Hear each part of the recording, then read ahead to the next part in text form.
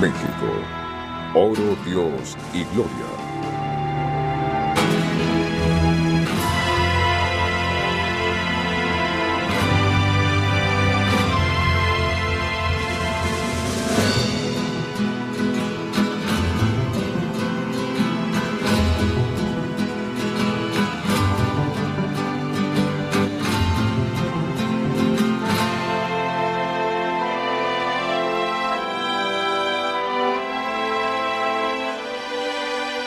Hace decenas de miles de años, varios grupos de nómadas cazadores cruzaron un puente geológico entre Siberia y Alaska, formado sobre el estrecho de Bering.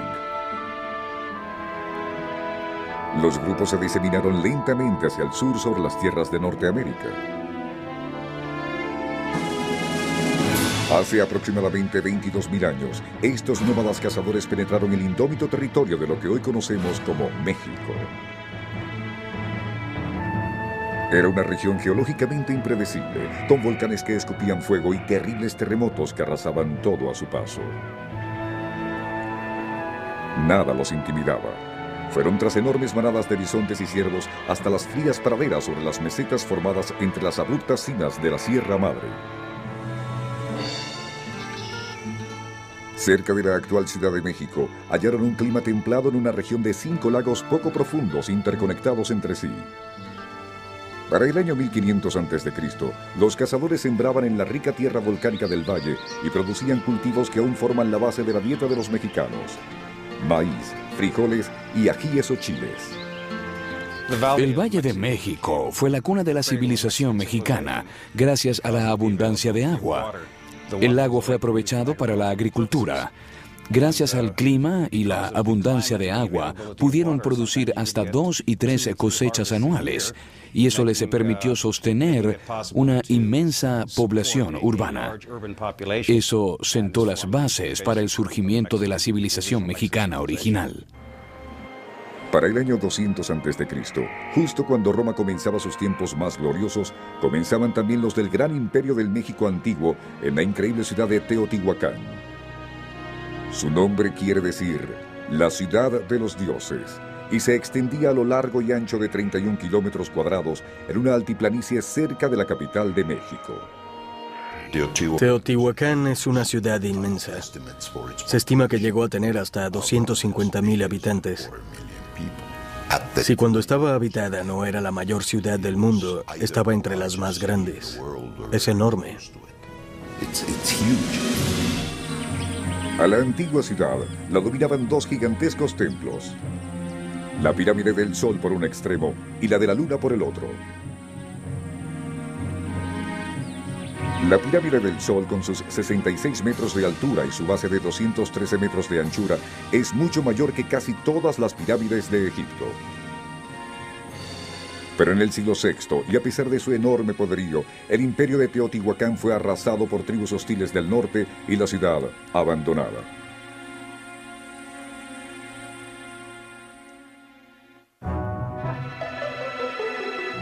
Muy lejos, hacia el sur, en la península de Yucatán, prosperaba otra civilización.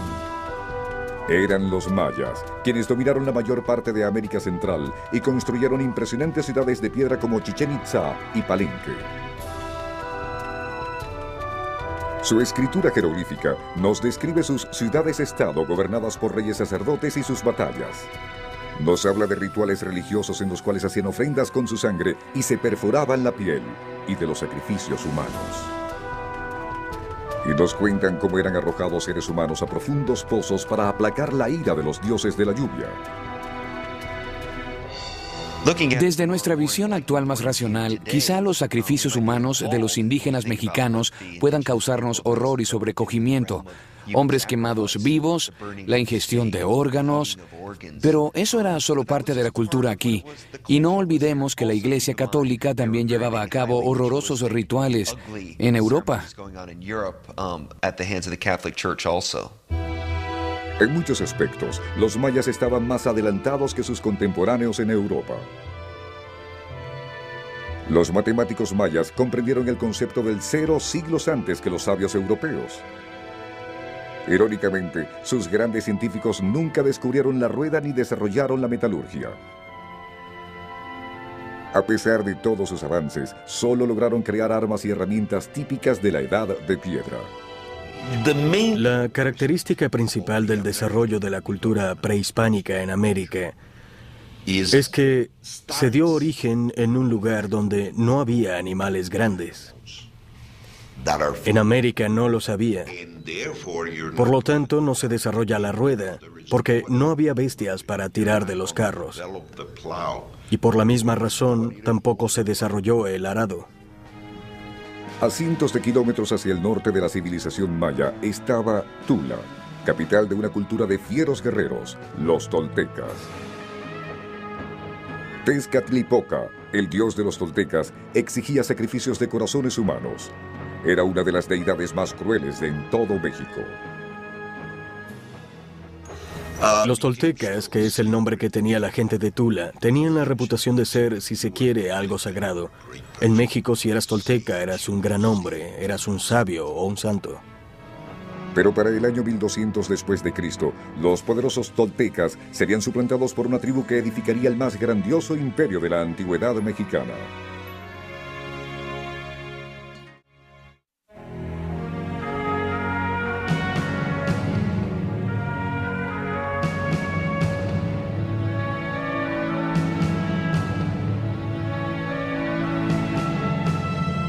El Valle Central de México se hallaba en caos a principios del segundo milenio. Tras el colapso del Imperio Tolteca, miles de tribus lucharon fieramente por el poder.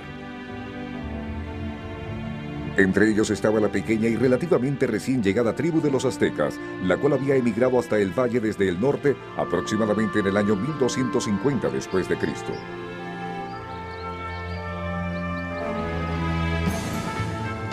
Los rudos y belicosos aztecas se establecieron finalmente en una isla en medio del lago Texcoco, ubicado en el Valle Central de México. Una antigua profecía los había traído hasta esa región. Los aztecas fueron entre los últimos en llegar al Valle Central de México.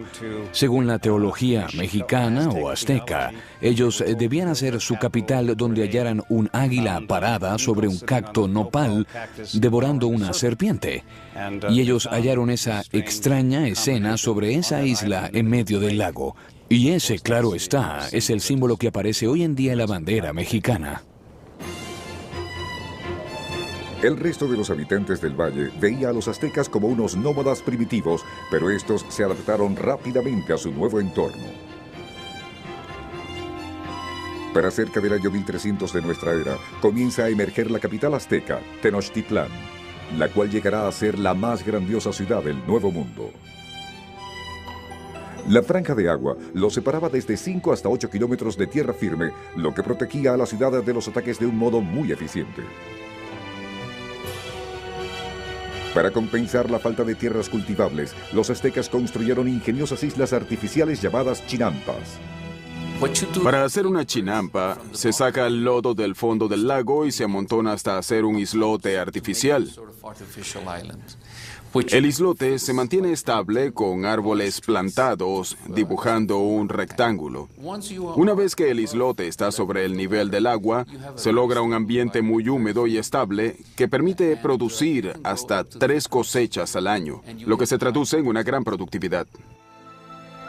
Al estar protegidos de los ataques y tener un suministro constante de alimentos, los aztecas prosperaron. Para el año 1500, la ciudad cubría 13 kilómetros cuadrados y tenía cerca de 200,000 habitantes. Tenochtitlán era una de las mayores ciudades del mundo para ese entonces. Era 4 veces mayor que Londres. El centro de la ciudad era dominado por una pirámide de 60 metros de altura con 2 templos gemelos en el tope. Uno para el dios del sol y de la guerra, y el otro para el de la lluvia.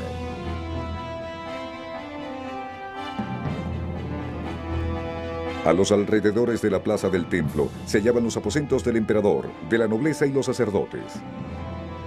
Vivían en amplios palacios de varios niveles y de hasta 50 habitaciones ornamentados con estuco de alegres colores.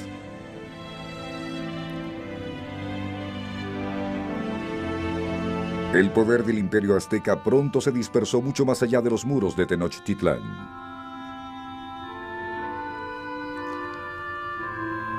Las fieras legiones mexicanas, nombre que los aztecas se daban a sí mismos, conquistaron casi todo el centro y sur de México. Su influencia se extendió por más de 258,000 kilómetros cuadrados, desde las selvas de Yucatán al sur hasta los desiertos al norte, llegando a controlar a 15 millones de habitantes. Para el año 1428 dominaban el Valle de México y luego comenzaron a expandirse fuera de este. Su primera expansión fue hacia el Valle de Morelos, en Cuernavaca. Al conquistar Morelos y Guerrero hacia el sur, se apoderaron de algodón y oro, que es lo que allí se producía. Entonces se dirigieron a Veracruz y luego comenzaron a dirigirse hacia Oaxaca. Los tributos de los pueblos sometidos llegaban constantemente llenando las arcas del imperio y atestando el gran mercado de la ciudad. A diario llega todo tipo de mercancía de todas las provincias. Joyas hechas de oro y plata, piedras preciosas, plumas multicolores, esclavos resignados en espera de su destino, maíz, frijoles, cacao, chiles, cebollas y miles de vegetales frescos. Bernal Díaz.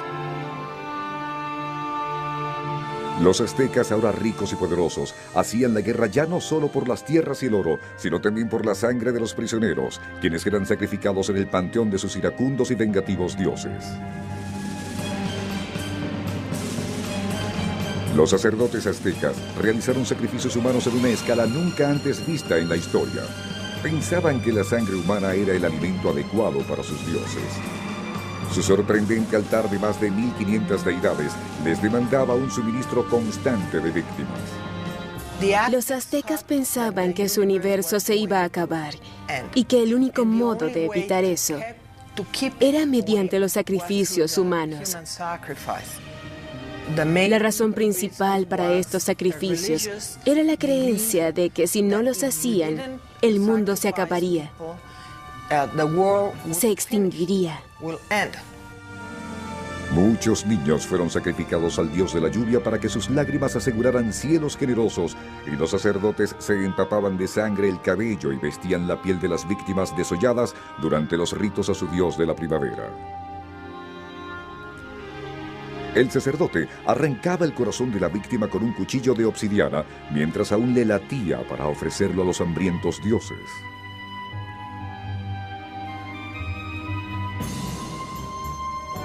Miles de inocentes eran conducidos a una muerte sangrienta a los pies del gran templo de Tenochtitlán durante los grandes festivales.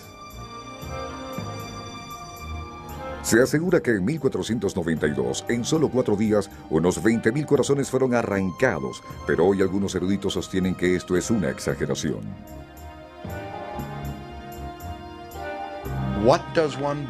¿Qué hacer con 20,000 cadáveres luego de sacarles el corazón? La logística de ejecutar tal cosa habría sido simplemente abrumadora. Las preguntas que uno debe hacerse son, ¿de veras? ¿Pero cómo lo hicieron? Quizás cuando se analiza la religión de los aztecas, se le da demasiado énfasis al tema de los sacrificios. Sí había sacrificios humanos, pero no con el propósito de negar la vida humana, sino de aplacar la ira de los dioses.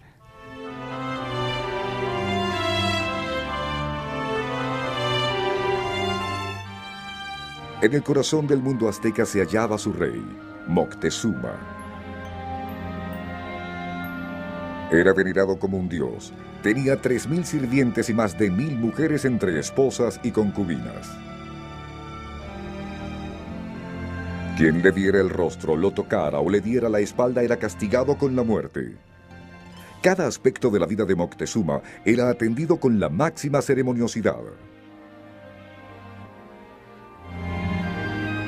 Al comienzo de sus comidas, le colocaban enfrente una tabla ricamente decorada con oro para que nadie pudiese verlo mientras se alimentaba. Bernal Díaz. Como jefe de la familia real azteca, Moctezuma tenía poderes absolutos, pero también sufría. Creía con temor en una antigua profecía que hablaba del regreso de un dios blanco llamado Quetzalcóatl, que los había visitado hacía muchos siglos. Antes de partir, prometió que algún día regresaría. Y ocurre algo muy curioso. Este dios tenía el aspecto de un hombre con barbas y de buena contextura, cosa que tendría bastante relevancia durante la conquista de México. En 1519, las profecías parecían cumplirse.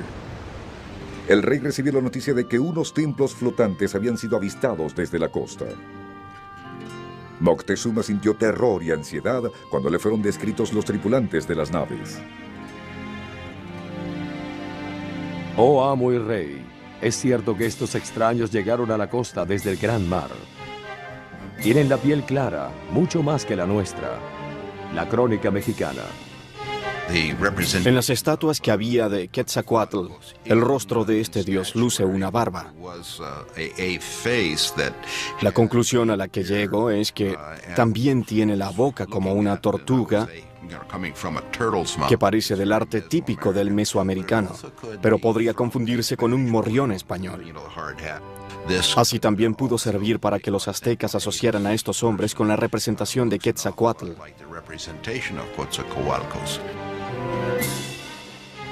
Presa de la desesperación, Moctezuma gemía y lloraba.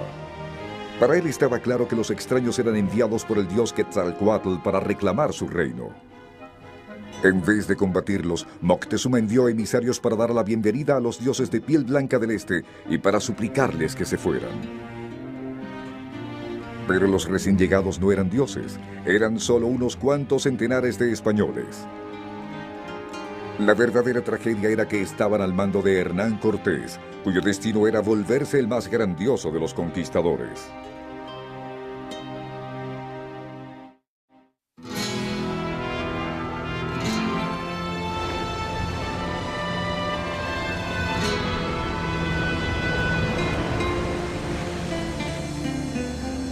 El Viernes Santo del 22 de abril de 1519, el explorador español Hernán Cortés viajó a México desde Cuba y colocó una cruz y el escudo rojo y dorado de España sobre las arenas de una playa mesoamericana, fundando así una ciudad que bautizó como Villarrica de Veracruz, la ciudad de la verdadera cruz. Con esto se daba inicio al violento encuentro entre dos civilizaciones.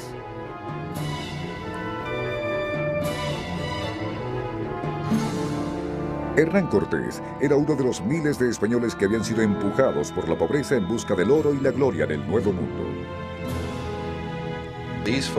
Se trataba de mercaderes, de hombres de mar, exploradores, parias de la sociedad. Esa clase de personas con la cual la gente decente habría preferido no estar asociada.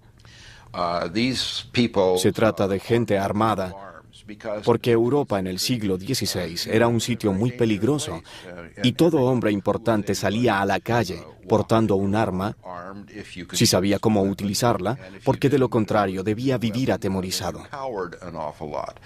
No era un buen lugar para vivir y la gente que viene a tales sitios tiende a no comportarse bien con los demás. Cortés llegó al nuevo continente cuando comenzaba una era de grandes hallazgos. El Papa había repartido al Nuevo Mundo entre España y Portugal para que ambas naciones se encargaran de diseminar en este la civilización occidental y el Evangelio. En Cuba, Cortés había amasado grandes riquezas luego de haber logrado llegar con su astucia al puesto de secretario y de hacerse el preferido de Diego Velázquez, a quien el rey de España había delegado el cargo de gobernador de la isla. El gobernador dio a Cortés el mando de una expedición para explorar una misteriosa región hacia el oeste, México. Cortés contrató una pequeña flota y logró reunir un exiguo ejército de 500 mercenarios. No habría paga, solo la promesa de oro, gloria y de haber prestado un servicio a Dios. Cortés era en muchos sentidos la quinta esencia de un conquistador español. Era muy listo, pero no un intelectual, sino más bien un hombre de acción. Tenía un gran ego. No le tenía miedo a nada. Era un hombre que inspiraba respeto, que exigía respeto. Un hombre muy de su tiempo.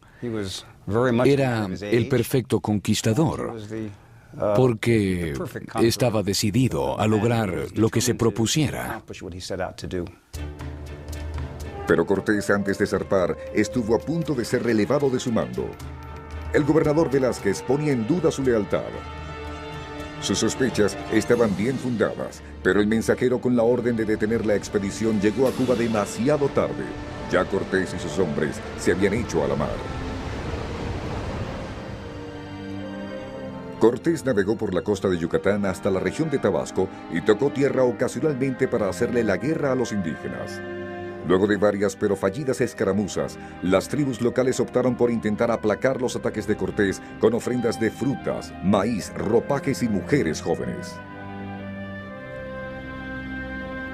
Los españoles llamaron Marina a una de estas indígenas. Hablaba maya y náhuatl, la lengua de los aztecas.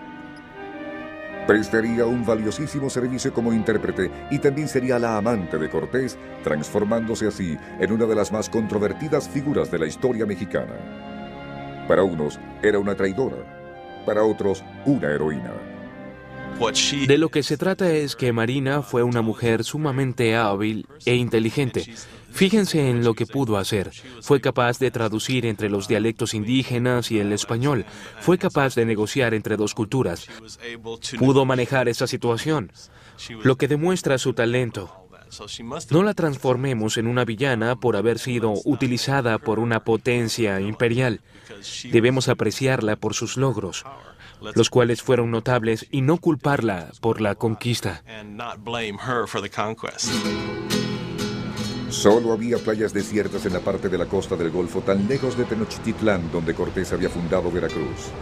El astuto comandante había hecho tal cosa para asumir más control sobre su destino. Fundando una ciudad donde antes no había ciudades, ampliaba su visión, pues eso lo investía con el título de Capitán General. Cortés sabía que en alta mar la ley no lo alcanzaba. Cuando él creó la Real Ciudad de Veracruz, aquel Viernes Santo, y de allí el nombre, pues es lo mismo que decir Villa de la Verdadera Cruz, él volvía a abrazar la ley y creaba el Consejo de la Ciudad de Veracruz. Allí solo estaba el mar y la arena, no había ciudades, pero él en papel creaba una entidad.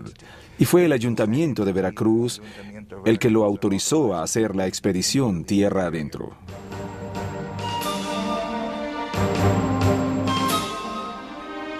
Mientras tanto, en Tenochtitlán, Moctezuma aún dudaba sobre la condición de dioses de los visitantes de piel blanca que habían llegado por el mar. Envió emisarios con regalos para darles la bienvenida. Vayan ahora, sin retraso. Hagan reverencia a nuestro Señor el Dios. Díganle esto: vuestro sustituto, Moctezuma, nos ha enviado. Aquí están los regalos con los que te damos la bienvenida a México. Moctezuma. Pero la estrategia de Moctezuma solo agravó la situación. El oro regalado a los españoles avivó su codicia aún más. Cortés hizo una demostración de su poder militar frente a los emisarios de Moctezuma, lo que le confirmaba a los aztecas sus temores de que los españoles habían sido enviados por los dioses. Los aztecas nunca habían visto caballos y pensaban que tanto caballo como jinete eran una misma criatura. También vieron por primera vez el destello de las espadas de acero y muchos cayeron muertos tras el estruendo del sonido del cañón. Los cañones rugen. Una bola como hecha de piedra sale de sus entrañas escupiendo chispas y una lluvia de fuego. Se visten con hierro y usan cajas de este metal sobre sus cabezas. Montan sobre el lomo de sus siervos, que son tan altos como el techo de las casas. Guerrero azteca. El terror invadió Moctezuma cuando aquella noticia llegó a Tenochtitlán. El rey omnipotente lloró y se lamentó a viva voz. Como a Cortés le despierta mucha curiosidad el oro regalado y la historia de la increíble ciudad lejos del mar, decide marchar tierra adentro para conocer a Moctezuma y a la capital azteca, cosa que él sabía sería muy mal recibida por algunos de sus hombres. Cortés, antes de partir de Veracruz, tierra adentro, reunió a sus tropas en la playa y les dijo que sería un viaje muy duro, que seguramente habría muertos que habría grandes ganancias y que quien tuviera alguna duda diera un paso adelante y podría volver a Cuba. Pero cuando algunos dieron un paso adelante, él les negó el regreso a Cuba. Ya conocía a sus enemigos. Había logrado el modo de descubrirlos. Cortés se encargó de los rebeldes inmediatamente, ejecutó a 2 de los líderes y mandó a hundir sus propias naves para que nadie volviera a pensar en regresar. Mientras los españoles marchaban hacia la capital azteca, tuvieron que cruzar por las tierras de 150,000 indígenas pertenecientes a la cultura de los tlaxcaltecas, quienes atacaron a Cortés y a sus hombres día tras día. Los tlaxcaltecas les hacen la guerra durante 2 semanas, pero los españoles matan a cientos de ellos. Finalmente, los tlaxcaltecas decidieron cesar los ataques y unirse a Cortés en su marcha hacia Tenochtitlán, pues odiaban a los brutales aztecas, quienes acostumbraban capturar a su gente para sacrificarla a sus dioses.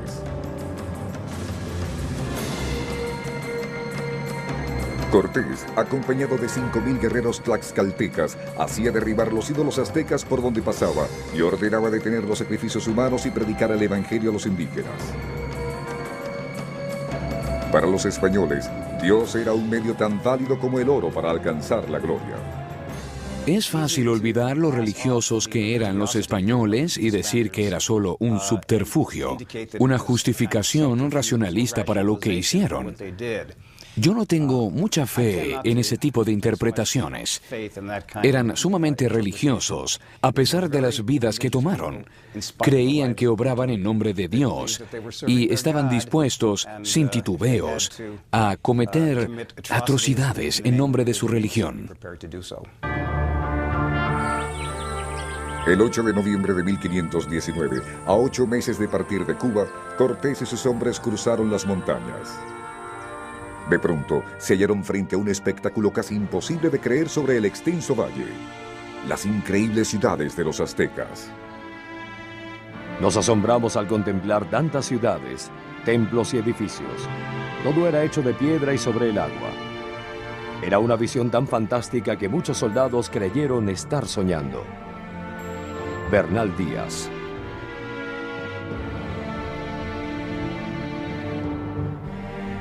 Cortés y sus hombres hacen una entrada marcial a la ciudad-isla, Tenochtitlán, y Moctezuma los recibe sobre una litera de brillantes plumas verdes, jade y joyas. ¿Eres tú él?, preguntó Cortés cuando estuvo frente al monarca. Yo soy él, respondió el señor de los aztecas. En este grandioso séquito había una cantidad enorme de gente, y Moctezuma debió tener buenos motivos para estar preocupado, puesto que aquello podía terminar siendo una catástrofe. Moctezuma II debió enfrentar un grave dilema en 1519.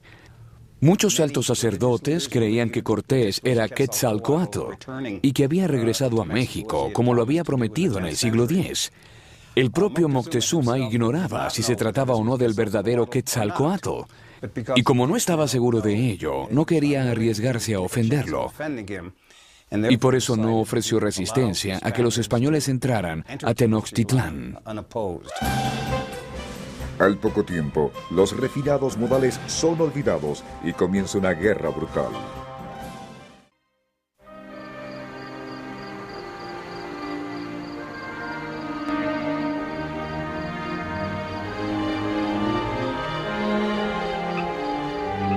En el otoño de 1519, Moctezuma, el rey azteca, observaba con nerviosismo cómo hombres blancos muy bien armados se paseaban por su ciudad capital. Por primera vez en su historia, los aztecas tropezaban con un enemigo que los superaba en poderío. Orgullosa de sí, se yergue la ciudad de México, Tenochtitlán, donde nadie teme morir por la guerra. Esta es nuestra gloria. ¿Quién podría conquistar Tenochtitlán? ¿Quién podría sacudir los pilares del cielo? Poema azteca. A pesar de su estatus de deidad para los aztecas, Cortés decidió no arriesgarse. El capitán español tomó prácticamente de rehén al gran Moctezuma en su propia ciudad para transformarlo en el títere de sus designios. Moctezuma debió estar sumamente asustado, y eso puede deducirse fácilmente porque ofreció aliarse a Cortés de inmediato. Cortés accedió a la alianza, pero con la condición de que él reconociera que el jefe supremo era el rey de España. Y Moctezuma no sabía de quién hablaba Cortés. Nadie conocía en México al rey de España, pero aceptó porque sabía que, de lo contrario, igualmente se ganaba un gran enemigo. Moctezuma, además de colaborar con los españoles, los condujo personalmente hasta sus tesoros, revelándoles algo de un esplendor que ninguno de ellos habría podido imaginar. El imperio azteca había acumulado mucho oro durante siglos, producto de sus impuestos, y lo habían almacenado en un gran salón. Y cuando los españoles vieron todo ese oro, quedaron totalmente estupefactos. Era una gran sala repleta de oro. En la primavera de 1520, llegó a Veracruz una flota de 18 naves españolas con 800 hombres, enviada por el gobernador de Cuba con órdenes de capturar y ejecutar a Cortés, quien había sido acusado de traición. Cuando Cortés se enteró de la llegada de la flota, sabía que tenía que actuar con determinación.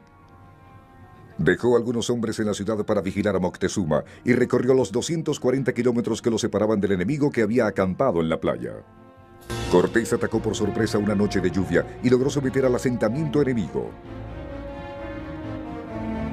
A la mañana siguiente, habló con los hombres que habían venido a ejecutarlo y los convenció a que se unieran a él, prometiéndoles una porción del botín de las inmensas riquezas del imperio azteca. Pero durante su ausencia, estalló el caos en Tenochtitlán. Se celebraban los festivales aztecas del dios de la guerra y los españoles tomaron las armas para evitar los sacrificios humanos que Cortés había prohibido. Los españoles mataron brutalmente a los danzarines y a los sacerdotes que realizaban las ceremonias y luego se volvieron contra los espectadores indefensos. Cada templo de los aztecas fue saqueado y cerca de 3.000 indígenas fueron asesinados. La masacre durante las festividades hizo que los aztecas se enemistaran con Moctezuma, a quien ahora relacionaban con los españoles. Cuando Cortés y sus hombres regresaron de la costa, se encontraron con una ciudad a punto de estallar. El palacio de Moctezuma fue tomado por los guerreros y el rey, encaramado sobre un muro, imploraba a su pueblo que dejara de pelear, pero sus súbditos se hallaban fuera de control. Presos de la ira, le gritaron e insultaron. ¿Quién es Moctezuma para mandarnos?, decían. Ya no somos sus esclavos. Daban gritos de guerra y disparaban flechas hacia el tejado donde él estaba. Códice Florentino. Una piedra arrojada por la masa enfurecida alcanzó a Moctezuma. Había sido asesinado por su propio pueblo.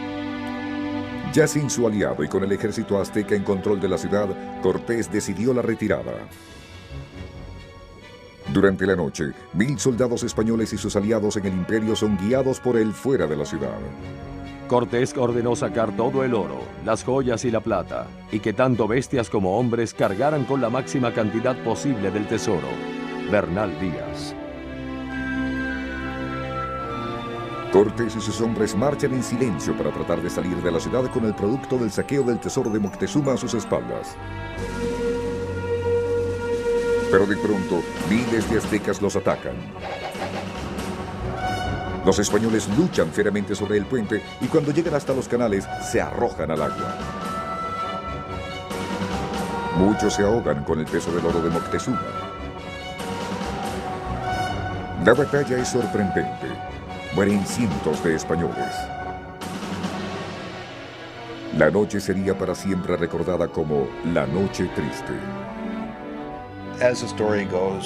Tal como dicen los relatos, el tesoro era enorme y ellos intentaban cruzar el puente con él.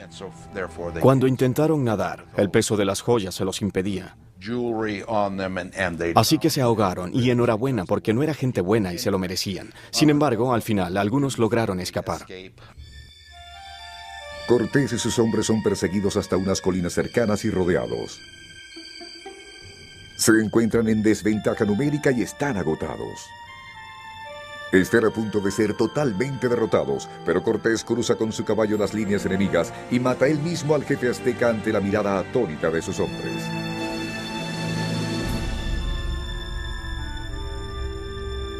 Desmoralizados por el asesinato de su jefe, el grupo de aztecas decide retirarse, lo que posibilita la huida de Cortés y de sus hombres. Los españoles regresan a Tlaxcala para sanar sus heridas. A la primavera siguiente, Cortés lanzó otro violento ataque contra Tenochtitlán.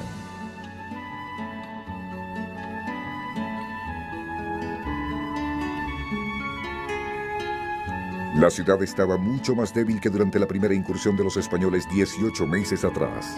Los aztecas habían contraído la viruela, una enfermedad europea para la cual carecían de defensa, y esta había diezmado a la población. Tenochtitlán es víctima de otra gran epidemia que ataca a todos en la ciudad. Es tan terrible que nadie puede moverse ni caminar. Muchos mueren de esta epidemia y muchos más de hambre. Códice Florentino. Entre los muertos se halla el sucesor al trono de Moctezuma. Entonces eligen como líder al sobrino de Moctezuma, a Cuauhtémoc. Su nombre parecía augurar cosas malas, quiere decir águila que cae. En tanto que los guerreros de Tenochtitlán se debilitan, Cortés se hacía más poderoso. El comandante español se aprovechó del odio por los aztecas de los otros pueblos de la región y logró reunir un ejército de casi 100,000 hombres ansiosos por atacar la capital del imperio. Nunca más se repetiría la noche triste. Los aztecas lucharon desesperadamente y lograron resistir durante varias semanas. Pelearon calle por calle y casa por casa, y la lucha fue brutal y espeluznante. En plena batalla, los aztecas sacrificaron a 66 prisioneros españoles sobre la Gran Pirámide. Ante la mirada impotente de sus camaradas, sus corazones les eran arrancados. Vimos con horror cómo sacrificaron a todos y a cada uno de nuestros hombres. Devoraban sus miembros y ofrecían sus corazones y su sangre a sus ídolos. Bernal Díaz.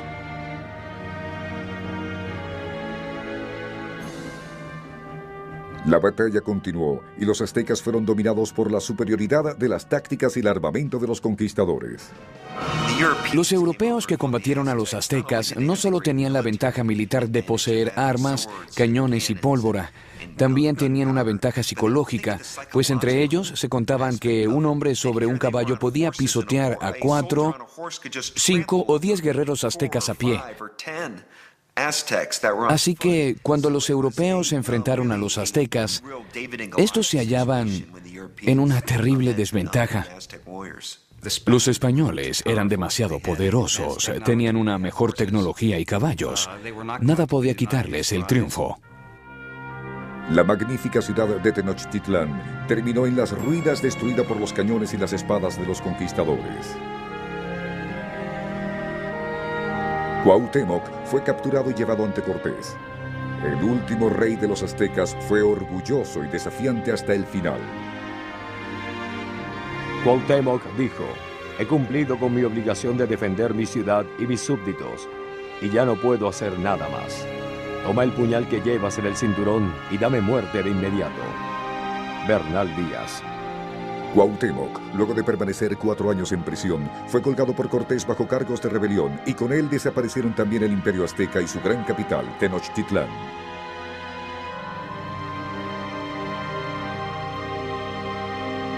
La conquista española se había consumado.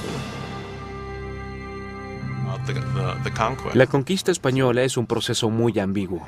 Por una parte, es un modo de conectarse con Europa, de ver hacia Europa. Algo que tendemos a hacer en este continente es querernos legitimar comparándonos con Europa, sobre todo con Europa occidental. Por otra parte, los vemos como los imperialistas, como los que vinieron a violar y a saquear el país, causando así la muerte de muchos indígenas mexicanos. Así que hay muchas opiniones encontradas. De las cenizas del imperio azteca emergió una nueva y muchas veces problemática civilización.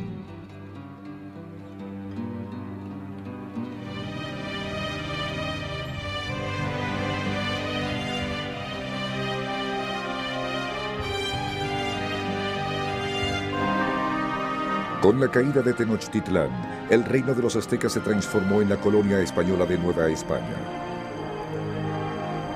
Los tributos siguieron llegando a la ciudad sobre el lago, pero ahora el oro era entregado a los españoles, no a los aztecas. Y sobre las ruinas de lo que llegó a ser Tenochtitlán, una nueva ciudad sería construida, la Ciudad de México. A los historiadores sociales les agrada enfatizar que Cortés y sus aliados destruyeron Tenochtitlán, pero parecen querer olvidar que de esas ruinas, Hernán Cortés creó la Ciudad de México e inspiró la construcción de magníficos edificios. La Ciudad de México llegó a ser posteriormente el centro religioso, político y cultural de Nueva España. Hordas de misioneros católicos llegaron a la Ciudad de México con el objetivo de ganar nuevos conversos.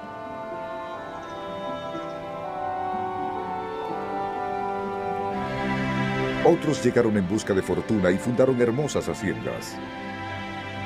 Vivían como caballeros feudales, explotando la mano de obra de los campesinos indígenas. El mismísimo Cortés se hizo construir un hermoso castillo en Cuernavaca, a las afueras de la Ciudad de México. Cortés nunca dejó de serle leal a la corona española. De hecho, él regresó a su país a ratificar su título, pues había sido nombrado marqués del Valle de Oaxaca y había recibido la encomienda de muchos pueblos. Cuando regresó a España a confirmar tales derechos, el rey le colmó de atenciones. Cuidó de Cortés cuando enfermó, lo invitó a sentarse junto a él en la catedral de Salamanca, pero nunca lo hizo gobernador. Y eso era lo que él quería. Lo hizo capitán general, un título muy prestigioso, pero nunca lo hizo gobernador. Cortés, en un momento sumamente dramático, cuando el rey partía de Salamanca, corrió a detener su carruaje y le dijo: «Soy el hombre que te ha dado más pueblos y muchos más reinos que te haya dejado tu padre». Cortés no era el único que en la conquista había tratado ingratamente. Una civilización de naciones amerindias había sido arrasada y destruida. Millones habían muerto por la guerra y las enfermedades. Para 1640, solo cerca de 1 millón de indígenas sobrevivían de los 20 o 30 millones de pobladores originales. La corona española ejercía la máxima autoridad sobre el territorio y pasaron siglos antes de que el pueblo mexicano pudiese recobrar su libertad.